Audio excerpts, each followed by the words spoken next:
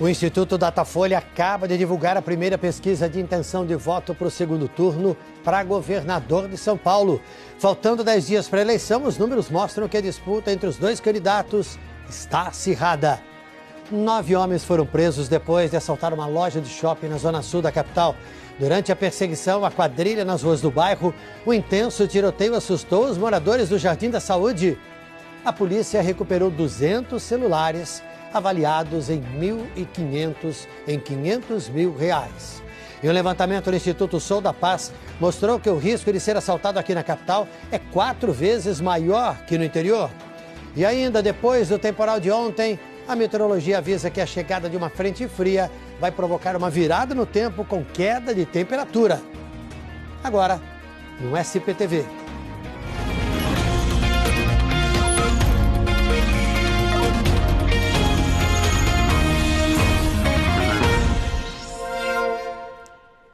O Datafolha divulgou hoje uma nova pesquisa de intenção de votos para o governo do estado.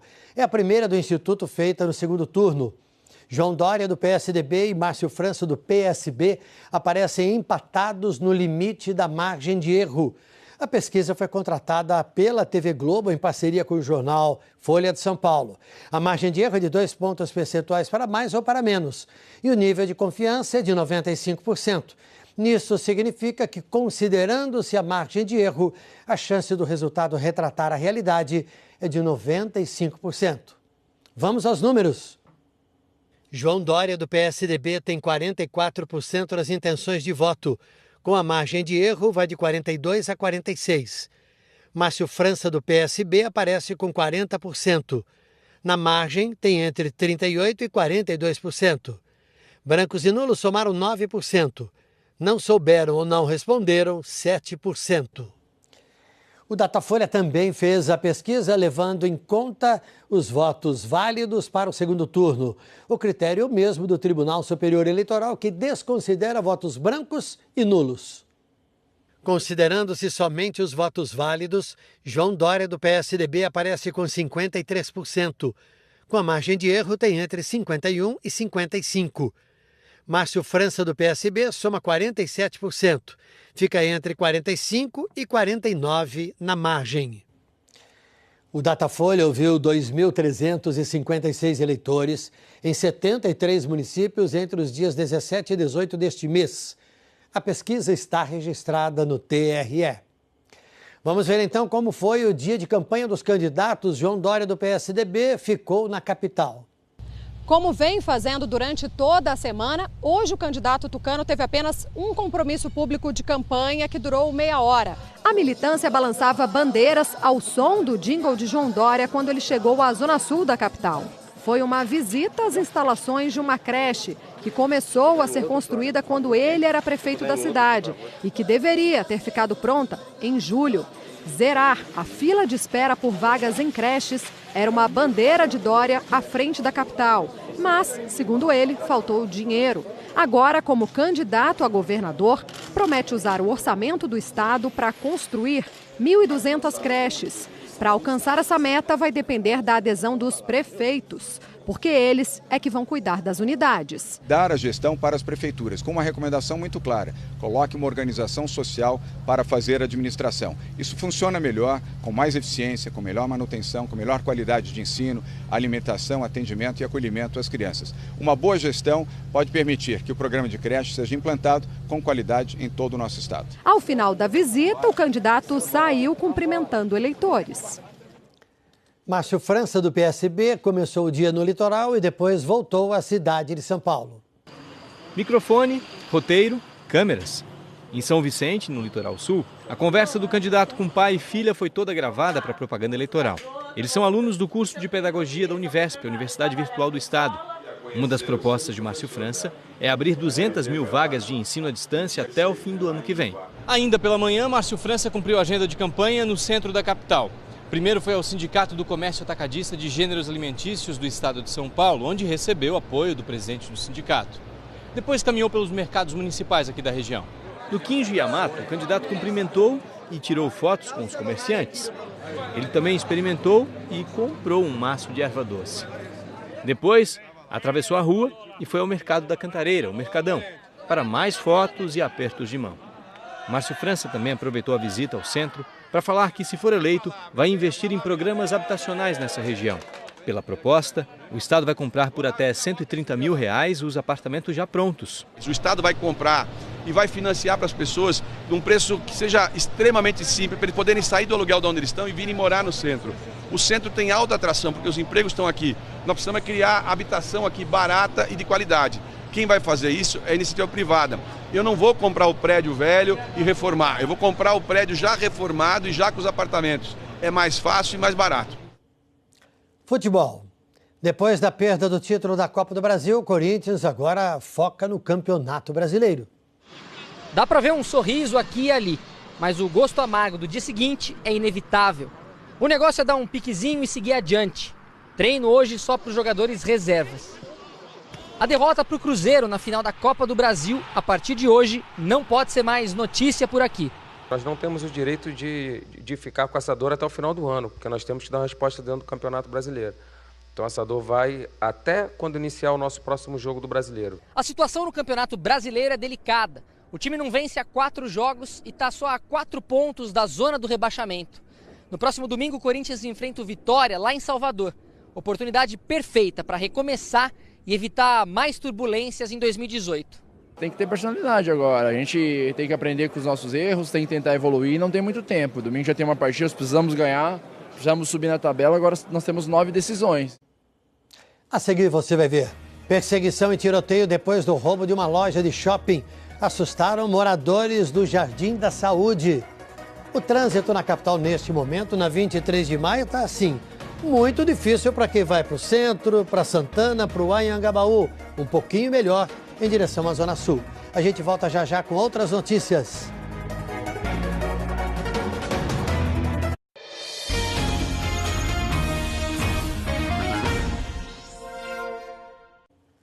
Nove assaltantes foram presos depois de roubar uma loja da Casas Bahia dentro do Shopping Plaza Sul, que fica na Zona Sul da capital.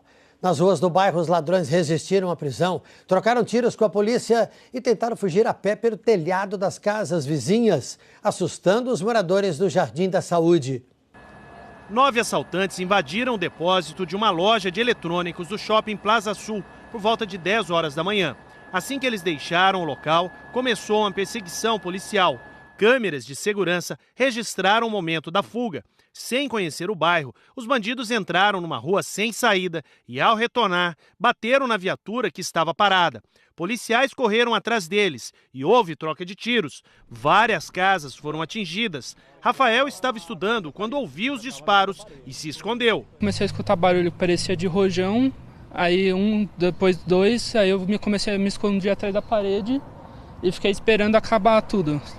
Aí que eu vim ver com a polícia o que tinha acontecido. Na mesma rua, outra casa foi atingida. A bala atravessou o carro de Dona Marisa. A dona de casa estava abrindo a porta quando ouviu os tiros. Aí eu bati a porta, entrei para dentro correndo, fui para a cozinha. Porque eu tenho minha sogra também de 95 anos, eu quis proteger ela porque ela fica andando pela casa, sabe? A gente não sabe a bala para onde vai. O carro dos assaltantes só parou quando ele teve o pneu perfurado a bala. Depois, ele bateu neste outro carro, estacionado em frente a esta escola infantil. Mesmo assim, os ladrões não se renderam, fugiram a pé e invadiram casas ao redor.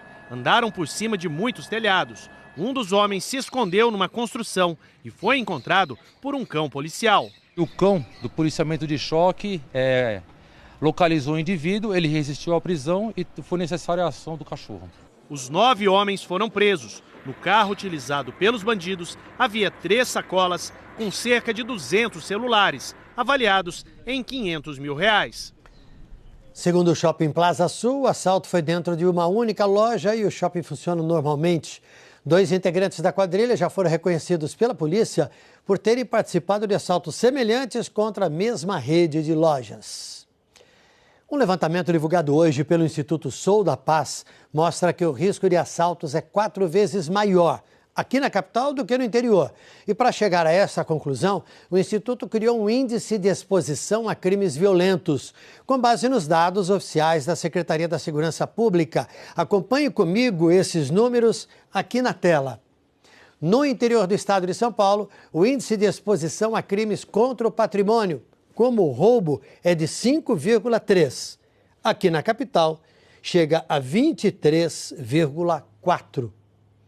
O levantamento também revelou dados preocupantes sobre o aumento dos casos de estupro no estado. Acompanhe na reportagem de Felipe Ciani. O teste que eu vou fazer agora nas ruas, você pode muito bem fazer aí com a sua família e com seus amigos. Começa a perguntar e tenta encontrar alguém que nunca sofreu com a violência da metrópole. Um mês atrás, minha esposa foi assaltada aqui do lado, aqui à noite. Minha filha estava com uma amiga aqui, pertinho, e roubaram o celular. Aqui mesmo, um colega meu aqui que trabalha, dois roubaram o veículo deles na porta do serviço. Missão difícil pra caramba, né? E um relatório que o Instituto Sou da Paz acabou de lançar sobre os índices de criminalidade no primeiro semestre trazem umas informações bizarras de preocupantes, mostrando, por exemplo, uma continuação da escalada dos estupros, que cresceram 16% em todo o estado. A gente está falando de mais de 6 mil casos, uma média de 34 por dia, mais de um por hora, 829 a mais que no ano passado. E a maioria das vítimas faz parte de um grupo bastante vulnerável. A gente tem uma maior parte de vítimas menor de idade, em abusos ocorrendo em ambientes domésticos e majoritariamente com pessoas conhecidas. E tem outra, quando se fala em roubo, o risco de passar por isso aqui na capital é 4 vezes maior que no interior. E os 10 bairros mais perigosos são Campos Elíseos, Sé, Capão Redondo, Campo Limpo, Itaim Paulista, Consolação, São Mateus, Jardim Herculano, Jaraguá e Jardim das Embuias.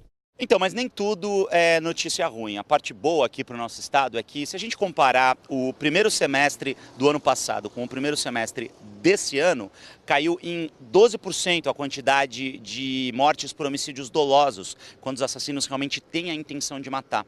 Isso dá, na prática, uma diferença de 206 vidas. A Secretaria de Segurança Pública informou que investe permanentemente em tecnologia, equipamentos e policiamento para combater a criminalidade e que o número de roubos na capital caiu 15% no primeiro semestre deste ano. Em Itaquaquecetuba, aqui na região metropolitana, um ônibus sem freio atingiu uma moto e um carro e 2 pessoas morreram. Durante a tarde, peritos, bombeiros e agentes da Defesa Civil ainda trabalhavam na estrada de Santa Isabel. O motorista do ônibus contou à polícia que ficou sem os freios, avançou na contramão e bateu primeiro nesta moto. Depois arrastou este carro até bater contra o muro. Os 2 ocupantes do carro, Antônio Marcos Sobral Oliveira, de 38 anos, e Jennifer Andréia Vilela, de 45, ficaram presos nas ferragens e morreram na hora. 4 feridos foram levados a hospitais da região. A CS Brasil, dona do ônibus, informou que o veículo foi vistoriado ontem e que não apresentou problemas. A perícia vai analisar a parte mecânica do ônibus para dizer se houve alguma falha. No próximo bloco você vai ver a Polícia Federal prende no aeroporto de Congonhas 6 pistolas escondidas em embalagens de perfumes. O trânsito agora, vamos ver, Marginal Pinheiros aqui pertinho da gente. O trânsito está mais complicado na pista local quando se aproxima da Avenida dos Bandeirantes. Do outro lado, sentido de Interlagos, o trânsito vai bem no acesso à rodovia, à Avenida Jornalista Roberto Marinho, e fica mais lento no caminho da Ponte do Morumbi. E agora, o Complexo Aricanduva, a gente tem aqui um trânsito lento no sentido do centro. Aqui é o caminho para a Marginal, que está livre, que está fácil. E aqui é o caminho para a Radial, que está completamente livre para o motorista. Pelo menos quem vai nesse sentido ou sobe para a Marginal não vai poder reclamar nesse momento, não. A gente volta já com outras notícias.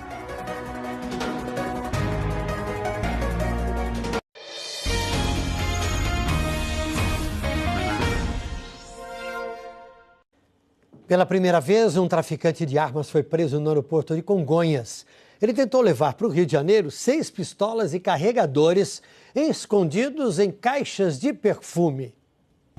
Sobre uma mesa da delegacia da Polícia Federal no aeroporto de Congonhas, o agente abriu a primeira caixa de perfume. O que tinha dentro dela não cheirava bem. No lugar de frascos, saíram 2 carregadores de balas, o cano e o corpo de uma arma. 6 caixas disfarçavam o transporte do armamento. São 6 armas e 3, 4, 5, 6, 7, 8, 9, 10, 12 carregadores. A polícia desconfiou da mala porque ela ficou abandonada numa esteira aqui no setor de desembarque. O dono deveria retirar para embarcar num outro voo com destino ao Rio de Janeiro. Só que ele ficou com medo de andar com a mala aqui pelo saguão do aeroporto e só voltou para pedir ela de volta quando o aeroporto de Congonhas já estava fechando. Aí, ele foi preso em flagrante. A mala já tinha passado pelo raio-x, que mostrou direitinho o que as caixas de perfume escondiam. A montagem das armas revelou alguns detalhes.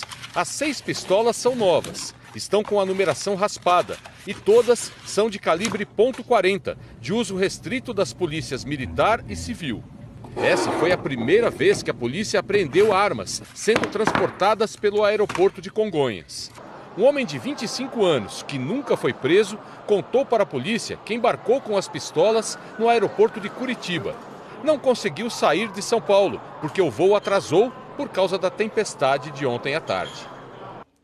A Polícia Federal não revelou a identidade do homem. A pena de tráfico de armas vai de 6 a 12 anos de prisão. O temporal anunciado para hoje ainda não chegou. Mais cedo, teve chuva fraca em parte de São Caetano do Sul, São Bernardo, Santo André, na região do ABC. Neste momento, não chove na capital nem na Grande São Paulo. E a repórter Andressa Roger está na região do Jabaquara. E o trânsito, Andressa? Está andando, Andressa, ou não? Devagarzinho, né? Boa noite. Tramontina, boa noite para você e para todos ligados aqui no SP2. Olha só, aqui no viaduto Jabaquara, coisa de 10 minutos, estava muito ruim para o motorista que ia no sentido do bairro. Agora melhorou bastante, como vocês podem ver. No outro sentido, no sentido do centro, tá bom. A gente vai mostrar também aqui a parte de baixo, a Avenida dos Bandeirantes, que no sentido da Imigrantes, também o pessoal que vai para o ABC, olha só, tá bem difícil aqui. No outro sentido da Marginal, tá tranquilo. Agora, voltando a falar de chuva, a gente vê no horizonte alguns relâmpagos aqui, olha só, na Zona Sul, porque o alerta é de chuva forte, como você disse, e principalmente aqui para essa região. E também a gente está sentindo aquele ventinho antes de chuva, sabe? Mas, por enquanto, não tem sinal dela. Isso depois de um dia de caos, né? Agora, a gente viu agora há pouco também na Avenida Paulista vários raios, mas a chuva ainda não chegou. O paulistano está ressabiado porque ontem foi difícil, sofreu vários transtornos, inclusive no metrô e na CPTM. Veja os detalhes agora. Hoje, de madrugada, um raio atingiu o sistema de sinalização da estação Francisco Morato e as estações até Jundiaí fecharam na parte da manhã. As plataformas ficaram lotadas. No fim da tarde de ontem, em São Caetano do Sul, o túnel que fica embaixo da estação da CPTM ficou intransitável. No metrô, várias estações ficaram alagadas por causa da chuva de ontem. Este vídeo mostra a cachoeira que se formou na estação Adolfo Pinheiro. A água que cai ao lado da parede inunda toda a plataforma e escorre até os trilhos. A estação Alto da Boa Vista foi inaugurada há 1 ano, mas já tem goteiras. Na Eucaliptos, ainda mais nova, a água entrou pela abertura de ventilação e escorreu pelo lustre. Em toda a Grande São Paulo, foram 90 quedas de árvores depois da chuva no fim da tarde. Em São Caetano, câmeras de segurança de um estacionamento na Rua Amazonas, na região central da cidade, registraram a queda de uma enorme árvore em cima de um carro. Ruas importantes da cidade ficaram debaixo d'água. Na capital, as zonas leste e sul ficaram em estado de atenção até hoje de madrugada. Hoje de manhã, na rua Tapuçu, no Jardim Marajoara, Zona Sul, o muro de um condomínio caiu em cima de 2 motos e 2 carros. Ninguém se feriu, mas o estrago foi grande. Hora da previsão do tempo. Será que vem mais chuva hoje à noite, Maju? Olha, Tramontina, boa noite para você e para todos. Quando eu digo que a primavera é uma estação difícil, não dá pra gente negar isso, né, Tramontina? Lembra que os temporais estavam previstos para tarde, né? Sim. Chegaram de madrugada, depois teve essa chuva fraca aí no ABC e agora tem previsão de chuva para a próxima hora. Olha só o tamanho da linha de instabilidade que está vindo para a capital. É provável que assusta, mas a primavera é muito maluca, porque isso aqui de repente pode passar rápido e ir lá para o Rio de Janeiro. Mas os meteorologistas acreditam sim que deve chover daqui 1 hora aqui na capital. A gente viu, a Andressa Roger mostrou um monte de raio aí pela cidade. Isso é indicativo dessa chuva que foi anunciada e está sendo esperada. E amanhã? Amanhã é o seguinte, tem virada no tempo com queda de temperatura. É que entra em cena essa frente fria aqui que vai deixar a faixa leste do estado encoberta e chuvosa. Vamos ver aí as temperaturas amanhã, a gente vai ver, olha o seguinte, amanhã o dia começa com 17, Tramontina, e vai para 23. Hoje a gente teve 30 graus. Sábado para 21, com garoa, e domingo, apesar do sol, só 22 graus de máxima. É uma virada acentuada, Tramontina. É isso mesmo. Tchau. Obrigado, Maju. Até mais.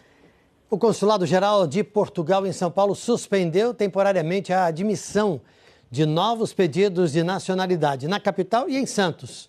O consulado explicou que a suspensão foi provocada pela grande quantidade de solicitações, o que causou uma sobrecarga no processamento, análise e conclusão dos processos.